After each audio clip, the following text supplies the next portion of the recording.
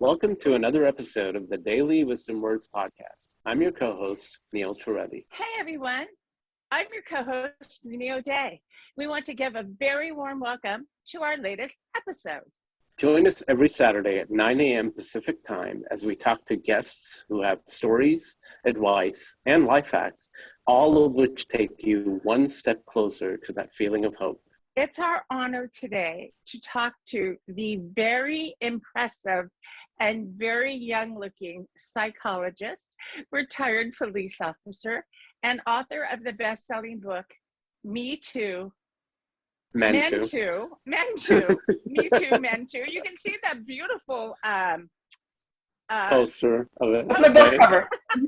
Book cover, right. That's amazing. Book cover. Dr. That is Kelli amazing. Palfy. Hi, Kelli. Hello, thank you for having me.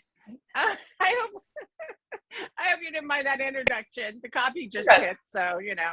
That's fine. No, really. I mean, talk about impressive. Hello. Yeah. Oh, thank you. Seeking happiness, right? My Cracker Jack degree is looking pretty shabby compared to yours. Well, there's a big story behind how I got here, obviously, right? Like. Well, could you talk a little bit about how you got there? Yeah, sure. Yeah. So as you mentioned, Rini, I was a police lady. I worked for the Royal Canadian Mounted Police for 13 and a half years. Did you have those cool uniforms? I did for about 5.5 years. And then I got into plainclothes unit, which in my mind was even cooler. And I specialized in sex crimes committed against children internationally. So I worked in a unit, the behavioral sciences unit, specifically the integrated child sexual exploitation unit. So we developed the unit when we, in Canada, got new legislation saying that if a Canadian traveled abroad for the purposes of exploiting a child, that they could be charged as if they'd committed those crimes in Canada. So as much as I loved my job, I was struggling with being bullied and stuff. But during that time, I was being trained to be a subject matter expert. And, we would seize all this video evidence of crimes that were being committed. We were literally being bombarded with files and teaching other provincial jurisdictions how to investigate these crimes and getting trained ourselves in this meantime. And what got me into this type of work was, initially witnessing that boys and men are victims too, but this may sound crazy, but not really recognizing that they were victims, right? So, because, sometimes in the videos that we were watching, they may look like willing participants. But at one of the training seminars I was at, I heard a former pro hockey player discuss his abuse. And he talked about why he hadn't talked about his abuse sooner. And it just rocked my world. It broke my heart. Like, I don't know if you've ever had one of those experiences where you wish you could do more, right? So here I am, doing this, at the time, groundbreaking work, right? And yet it was like, man, this is a whole nother area that needs to be explored. I just became so aware of how society fails boys and men, how there were no resources for boys and men. Prior to becoming a police lady, I'd worked in corrections, and oddly enough, I remember questioning, because I'd grown up with some abusive women in my world, and I remember wondering, why are there so many men in prison compared to women? And I never got that answer. So as this pro hockey player discussed it, that fact that he'd turned to substance use and stuff like that, it was like the lights just went on, and I started to see, maybe this is why there's so many boys and men in prison compared to women.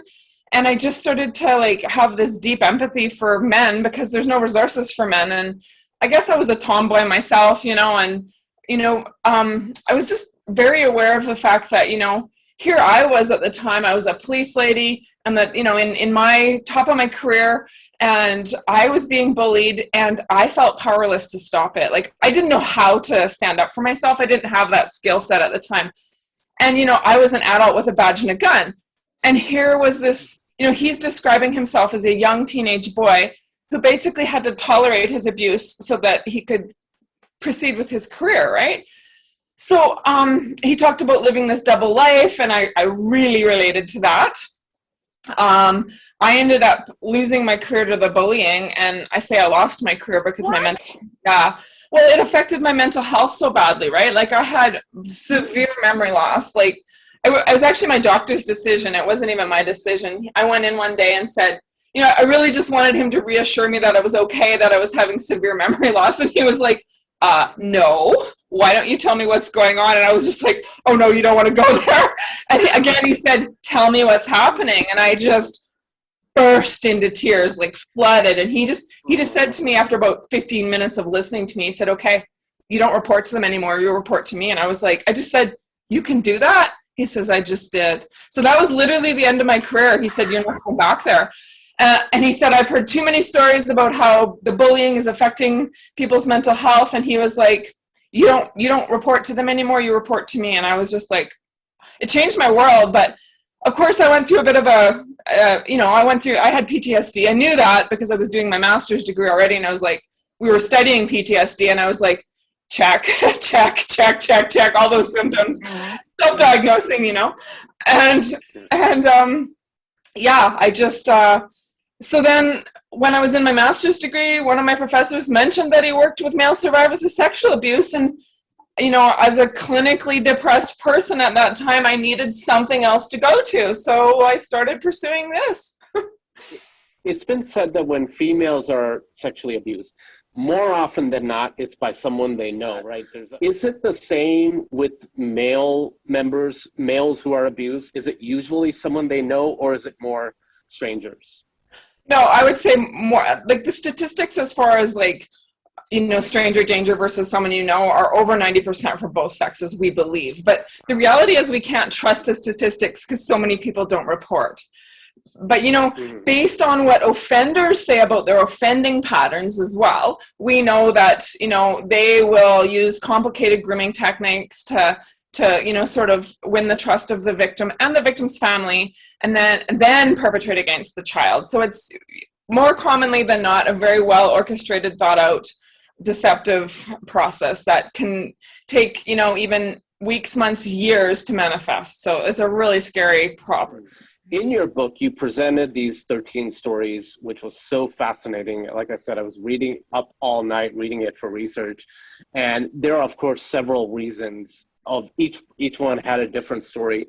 But is there one reason why males don't speak up? Is there a more common reason than some others? Like, what are some of the most common reasons why they don't talk about it? I mean, if I was to have to, if I'd done my research in a different manner and had to come up with one theory, I would say societal gender biases, right, against men, right? That boys and men are not supposed to ever turn down sex. They're not supposed to be afraid. They're always supposed to take care of themselves, right? But I mean, the reality is the most common theme was fear, whether that was a physiological response that manifests in the body. Intense fear can result in memory loss. Like if it's very, very intense, the body can just block those memories of trauma until later in life when they're safe.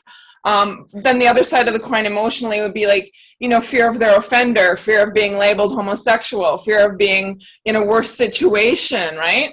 So if you're being abused by a bio parent, for example, the father, who is the breadwinner in the family, and you report him and he goes to jail, now what happens to the rest of the family, right? So fear, whether physiological or emotional, was a big reason. But, you mentioned not being believed. Males often fear this, and sometimes they will test the waters a little bit, give just maybe their opinion about something, or even just to say, just a general, more specific, a general comment, and they watch for the responses of their peers or whoever they were considering disclosing to. I don't know how far you made it in my book, but one of the victims in my book, he told his teacher that his mom was having an affair, which she was. And it was his way of testing her loyalty. She went and told his mother, and he got beat. So he was like, I can't trust her with the reality of my abuse. Yeah, so they, oftentimes they will test the waters and see, can I trust you? And shame. Yeah. Really, yeah. Shame, yeah. Yeah. Boys don't handle shame. They don't know that. And they're so shamed in society, right? This message that they can always protect them, that they're protectors, right? Well, little boys can't protect themselves against adult men, especially if there's more than one, right? Or adult women who have authority over them, or just, adults that take advantage of them. So, and they don't have the awareness about, like, that was another reason, not understanding what was happening. So part of them might be aware that this isn't right or this shouldn't be happening, but they don't have the knowledge of sexual matters or of sexual abuse to be able to say, no, you were abusing me. They just, and then their body responds favorably. So it's so confusing for them, right?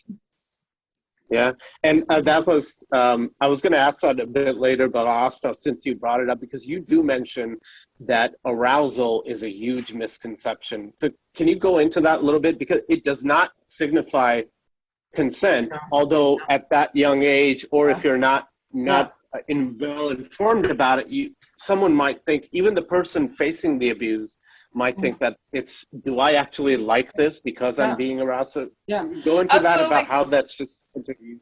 And I guess maybe I shouldn't ask you, Rini, but because you have boys, but we don't want to put your boys in this. I'm a girl too. I'm a girl too, so. Right. Yeah. I mean, they say boys can get erections in utero, right? Like boys can get erections. God. Boys can get erections in the bathtub. Right. So, but there's always been this misconception that boys and men can control their erections. Well, I know that maybe that, it's not true in a boy's youth, right? Like, there's, even if you look at like comic movies, right? Like, American Pie, all those kinds of movies, they make fun of boys getting erections in math class or whatever, we know from spinal cord research that, it responds on a different level. Like the penis responds to touch. That's the way God designed it, right? So it can't necessarily differentiate between good touch, bad touch. And women can get aroused. Like, let's say you're in a rocking chair and you're rocking back and forth and your legs are rubbing. It's the same thing, but not as often, But yeah. Well, we don't actually know that, right? But the difference is with men, it's very obvious, whereas a woman can hide it, right? I mean,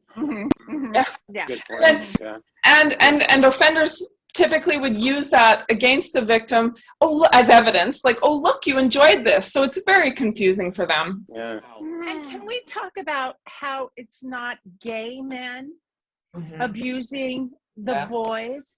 Yeah. It's adult, homosexual males, married, children, I wouldn't even classify them as homosexual. I would class them as pedophiles, right? Like pedophiles, Yes, we do know there is some research to say that there is more sexual abuse amongst the homosexual population. That would be more date rape.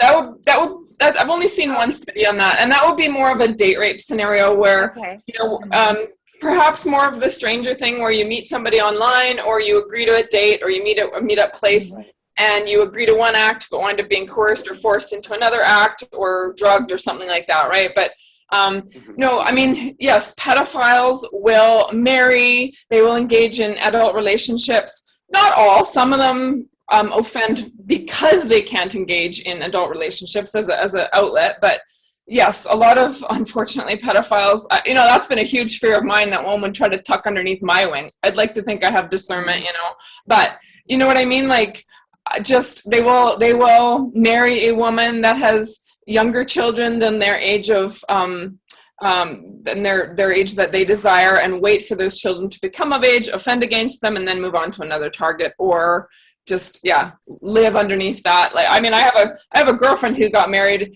She tried to do it the right way and wait till she was married. Then when they got married, they go to have sexual relations, and he's not interested because he's homosexual, right? So.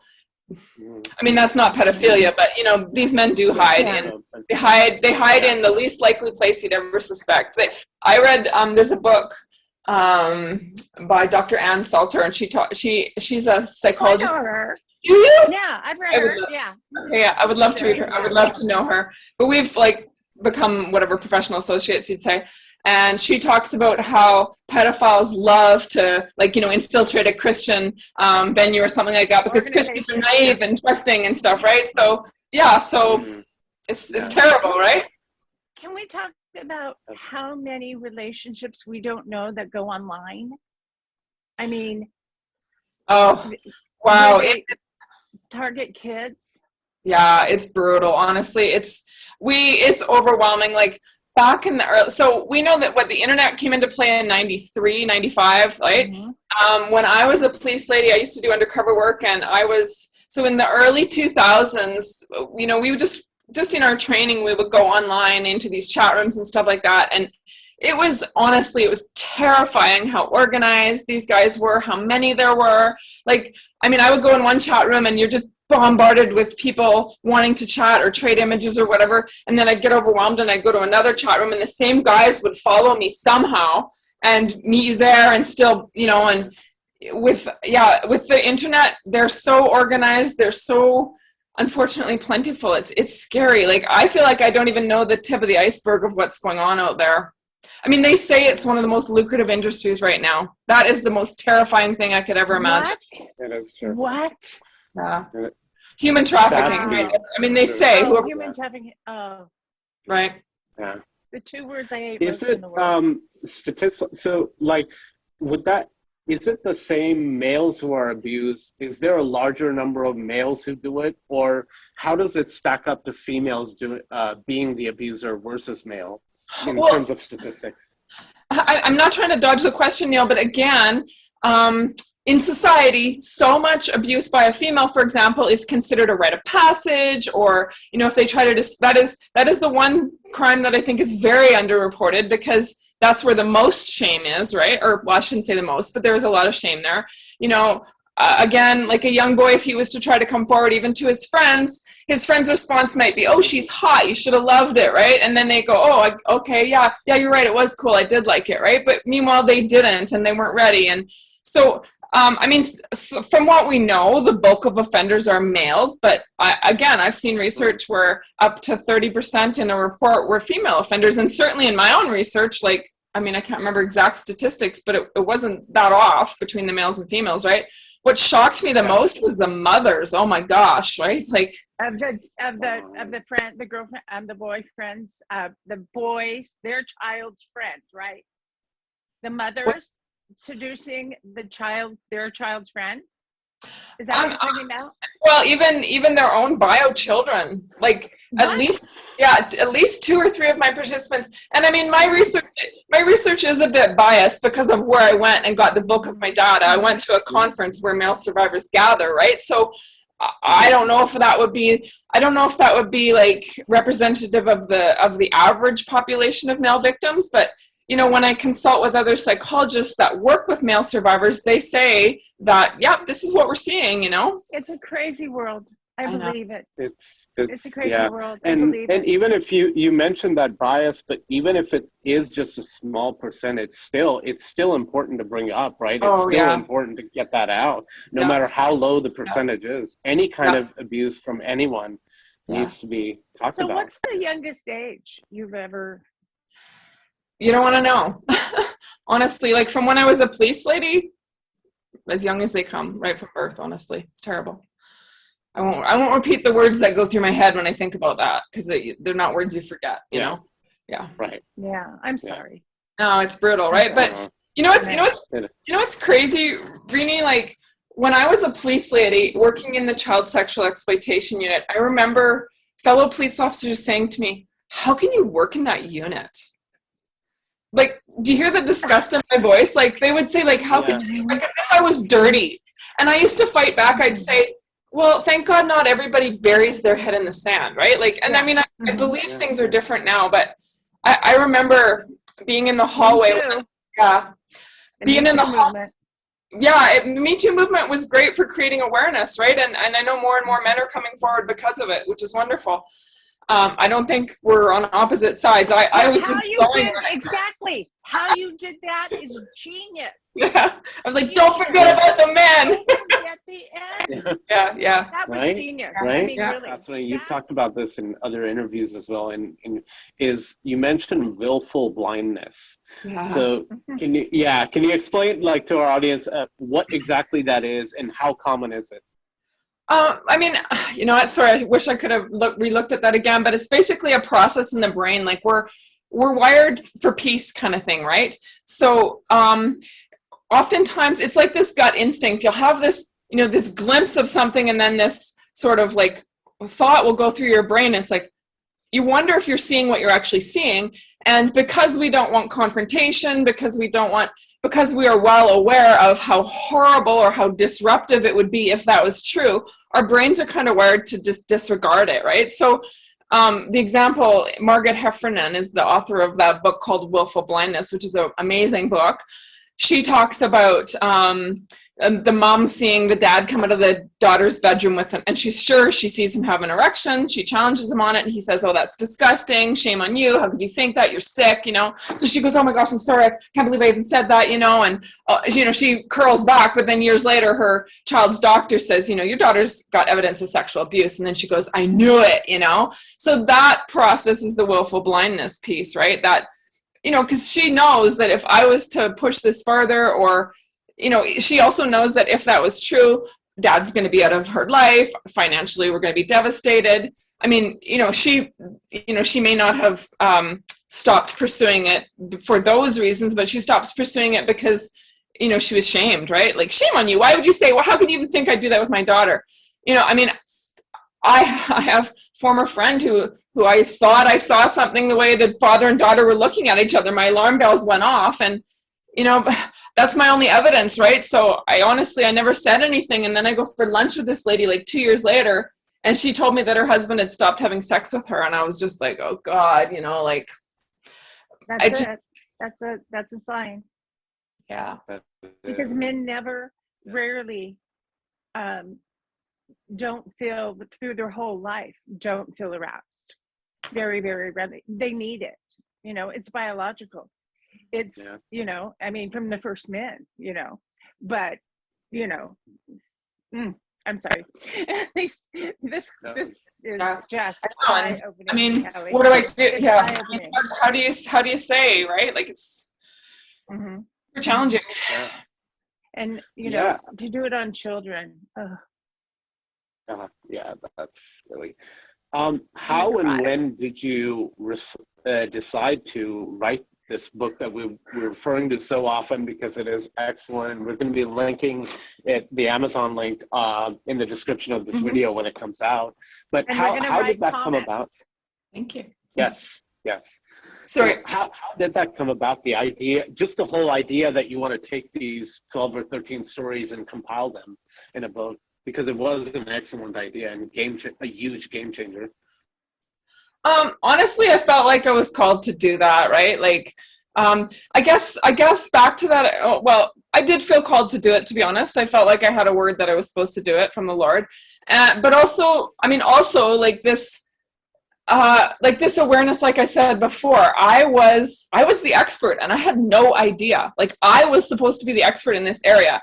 And I was like, okay, so it was like, if I don't know this, man, nobody else is like, and if we as the police are not aware of this, like when I was investigating Canada's RCMP's first case of sex tourism in 2004, we had so many victims. My boss said to me, "Don't worry about the boys," and I didn't even question it. I didn't question it. Right? Explain sex tourism, please. Sex tourism is when someone travels abroad for the purposes of exploiting a child, right? Like, it's you know, a lot more common, say, after natural disasters, when people's parents are killed. All these pedophiles will volunteer in these organizations to go, you know, rescue children and whatnot. Yeah, it's brutal. It's so horrible. And, you know, in countries like the Philippines and Cambodia, Thailand, where, you know, the sex industry is very predominant. I went to Thailand in 2002, was it? Or something like that.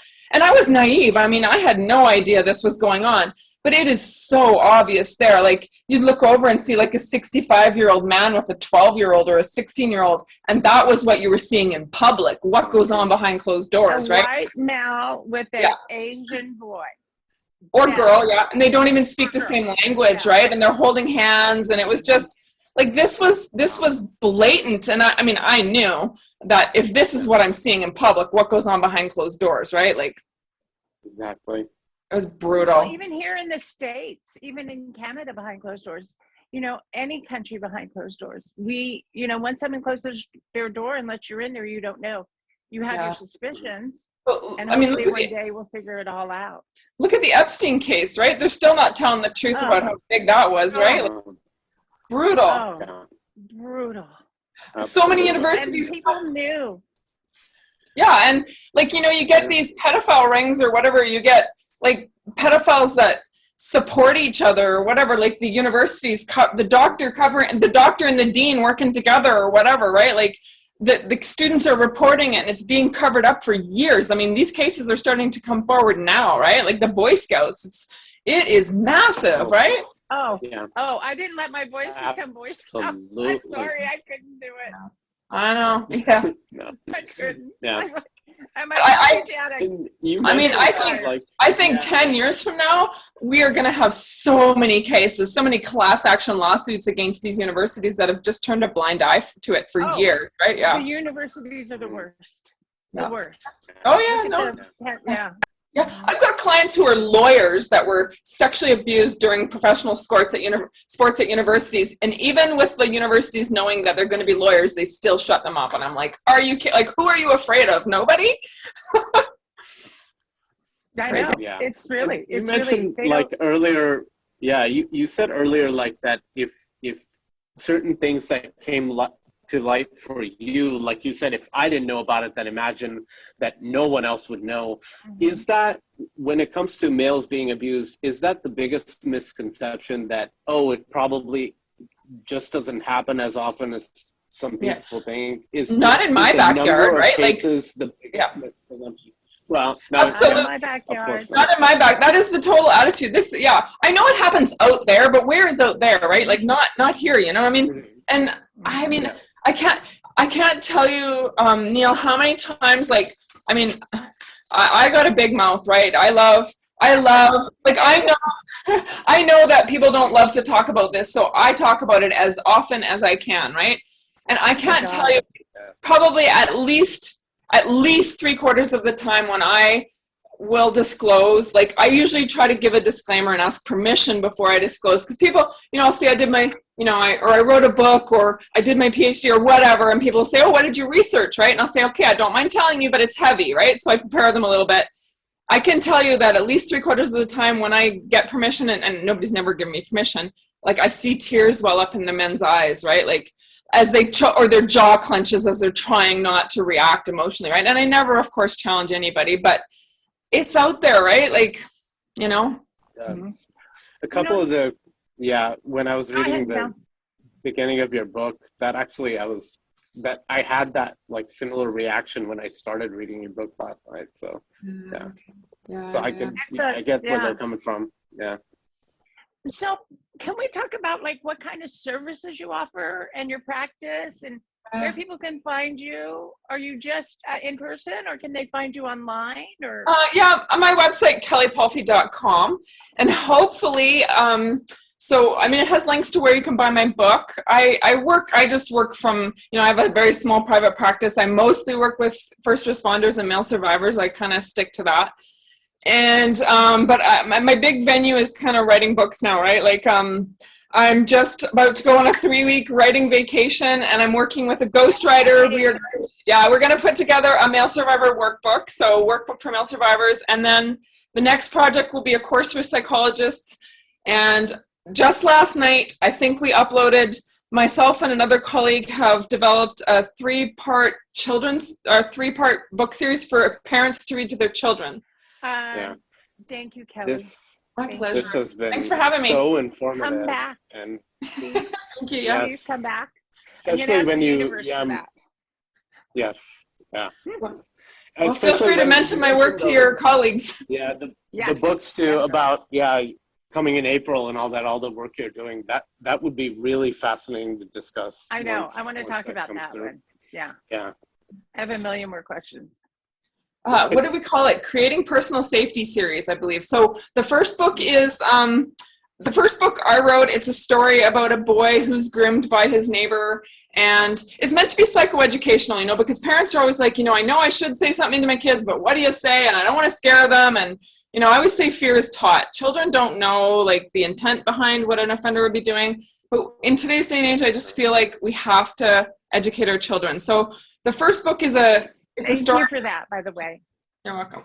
It's a story about a boy who's like, groomed by a neighbor man that the father works with, and you know, he's raising puppies, so he gets a job raising the puppies, and then you know, then the you know, friendly neighbor invites him to a cabin, right? And at the cabin, it just shows a picture of the man with his hand inside his sleeping bag, but the boy's look is like surprised, so you know something's going on. And then, you know, the boy goes home and, you know, the boy's been begging his mom and dad for this puppy dog, and dad's always said no. And then when the offender ends up going to jail, they wind up getting the dog. So it's got a happy ending. But there's psychoeducational points throughout the book to teach, like speaking points that parents can stop and explain something to the child. And then the next one is a story about a young girl going to therapy. So just so that it's like, you know, if you do need to go to therapy, it doesn't have to be scary. And it's about a real therapy dog, Rugby, and just her experience of feeling better after she went to therapy.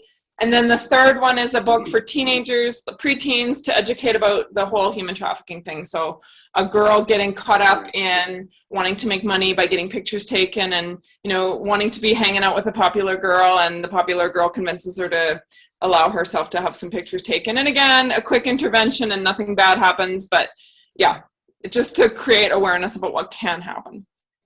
Well, you redneck girl, you are doing you are doing amazing stuff out there. Thank So you. that Really pedestal, Yeah. you're not getting knocked out, okay? We're keeping you up there. Yeah. So thanks, kiddo. Yeah. It is Well, thank you. such a pleasure Thank you talking so much to for you. coming Oh, on. thank you for doing what you guys do. Well, you know, people like you make it easy. People like Well, you make it easy yeah. because mental Yeah. health, everyone should be in therapy. How many times do I say that, Mel? Every show. Everybody Every should be in episode. therapy. But you know, honestly, like, I need you guys' help too, right? Like, my book would just sit on a shelf unless you guys were doing what you're doing too. So thank you as well. Oh, thanks, Cal. Okay. Yeah. All right. Enjoy your Saturday. Thank you. Thank you, everyone, for watching. And thank you, Dr. Kelli Palfy, for coming on. Be sure to follow us on Twitter, Instagram, and Facebook at all the links listed in the description. And don't forget to hit like on this video and subscribe to this channel so you never miss an episode. Thank you, everyone, once again, and we will see you right here next week at 9 a.m. Pacific Standard Time. Goodbye. Goodbye.